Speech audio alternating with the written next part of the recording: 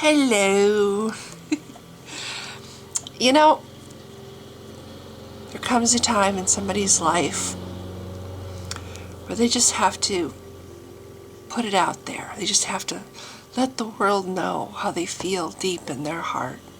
Just confess all and just put it out there. So I thought that today I would put it out there. These feelings that I have for Bible thumping wingnut. Yeah, it's frustrating because I kind of ping pong back and forth between Bible thumping wingnut and Matthew 4:19. I mean, they're both equally as hot, and that little list that Matthew 4:19 I think is kind of sexy. You know, gives him that little I don't know. It's cute. I think it's cute. But then there's Bible thumping wingnut and his piercing eyes. You know, that picture of him on YouTube is just I've got like a huge poster size, blown up size of that picture next to my bed, and it just, when I walk back and forth in my bedroom, the eyes just follow wherever I'm going. It's just kind of, it makes me feel like, he's right there in the room, and it just, and he's so hot. It makes me just feel all goosebumps all over. And I know it's kind of bad because, well, I know I'm already headed for hell because I'm an atheist, but I know that I'll probably go to an even worse place in hell because of my lustful thoughts, between him and Matthew 4:19, and, well, just those kind of thoughts that, yeah. Anyway, what do you do? When you can't have something, you just have to learn to live without. You have to do little things like flick rubber bands, wear silly hats. It's not the same. It's just not the same. I kiss the giant picture of Bible thumping wingnut every night. There's lots of little kissy marks, on the picture. I'm still working on getting my Matthew 4:19 picture for the other side of the bed, and that way I could, I have a queen size bed, so one night I could sleep on Matthew 4:19 side, and the next night I could sleep on Bible thumping wingnut side and just feel the power of those piercing eyes. What's a girl to do? Anyway, although I think Matthew 4:19, speaking of girl, I think he's a little young for me. It might just be that I'm robbing the cradle with him. But anyway, something else I wanted to address while I'm exposing my true feelings. Somebody, I won't say his name because, I just think he's not a very nice person, accuses me of hypocrisy. Thinks I'm a hypocrite because I have what does he call it? I can't think of what he calls it now, but anyway, wanting to save the world. Yeah, that's it. Save the world from the poison of religion, especially Christianity. So, but he thinks that it's hypocrisy because I'm speaking out against people who shove their religion down people's faces.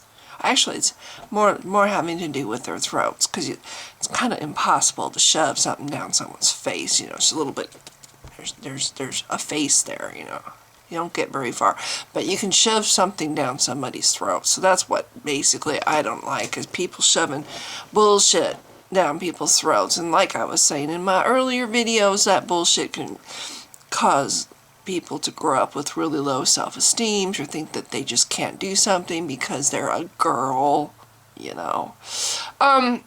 So yes, I'm against the poison that the mindset, the Christianity creates for people.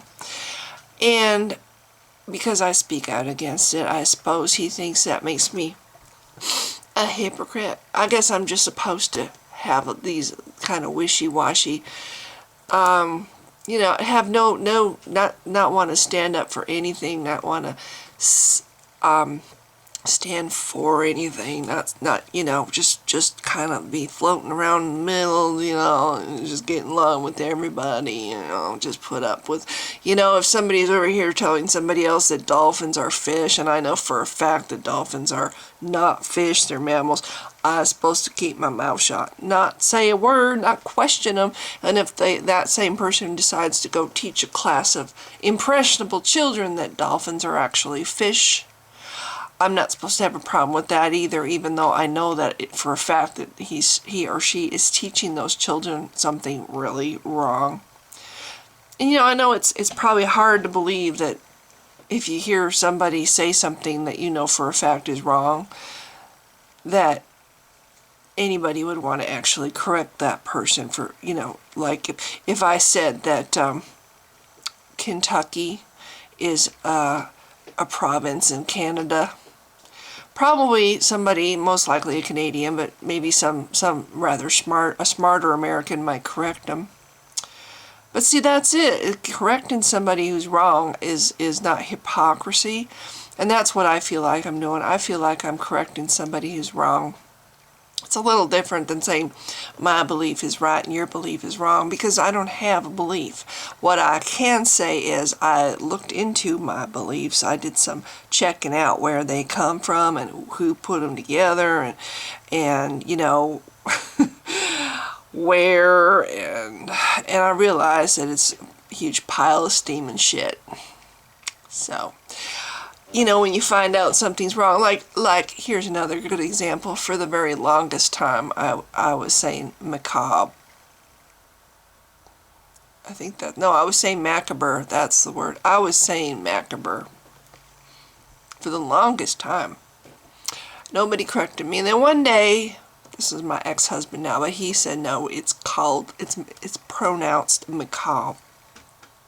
See, he corrected me and set me on the right path. And now, ever since, I say macabre. I don't look like an idiot saying macabre. There's another example. See, when somebody says something that's wrong, people correct me all the time on YouTube for mispronouncing words. Anals. Anyway, that's all it is for me. I feel like, you know, if somebody says something that's wrong, no, I'm sorry, but that isn't correct. I am going to correct them. And, you know, if I feel like what they're putting out there is causing harm to other people or society or the world, yes, I might say something, because I feel like I do stand for something. I feel passionate about something, and I don't honestly think there's anything wrong with feeling passionate about something and wanting to help other people. You know, especially when you're looking at it from the perspective that, you know, this thing harmed me. I believed it too for such a long time, and it just fucked up my life. So I feel like, you know, I wish that I had known atheists a lot earlier. I wish I had known a lot earlier. But, you know, you live in this little stained glass house and nothing gets in. And all you hear is this one thing over and over. You don't ever hear any other viewpoint. You're never going to even think about looking into it and possibly coming to the conclusion yourself that, you know what, it's wrong. So anyway, I don't threaten people with damnation when I say, you know, that the Bible is wrong. I don't threaten people. You know, if people want to go on believing and being a Christian, that's fine. Where I draw the line is when people shove it down people's throats and try to threaten them and make them feel like they're shit and there's something wrong with them and they need to come to God to be better. See, that's where I draw the line. I think that's harmful, and when I see somebody harming other people, I tend to get upset, want to fix it, especially when that same kind of harm was put on me, and I understand just how harmful it is. So anyway, you know, if somebody wants to call it hypocrisy, they can do that. I don't really give a rat's ass. I'd shit this out there. I don't really give a rat's ass what this person thinks or doesn't think. I don't agree. I don't think that I'm a hypocrite. I think I'm pretty open and out there about everything. Oh, and somebody else that I saw today mentioned that I have issues. I don't have a problem with that either, because I defy anyone to show me somebody who doesn't have issues. I'm not embarrassed about who I am, and I'm not embarrassed about what I've come through and the battles I've fought, the challenges, and how it's made me the person I am today. I'm not ashamed of my life. I'm not ashamed of who I am. Not even a little bit. And yes, I have issues, because I'm a human being. And one of those issues is I tend to talk sometimes with this really horrible fake southern accent. I think it goes along with this hat. When I wear the hat, I have this stupid accent. So anyway, you know, these people who have nothing better to do than sit around on these little side places and bitch and moan about, you know, the Edie Freedy. I kind of feel bad for them. It's like, what, do they have no lives? They're sitting around discussing me, you know, kind of theorizing about me. It's like, you know what? I do that enough on my own. Oh, that one didn't go. I do that on my own. I don't need other people to theorize about me. I do a lot of thinking about myself and trying to figure myself out. It's kind of part of the whole therapy, you know, that I'm kind of doing, you know. Self-reflection, figuring out that, you know, I'm not a bad person, because that's what was drummed into my mind for like the longest time. And so anyway, this is the end of the video. I just wanted to say what I thought about a few things. And I might have to go now that I've put all this out there, and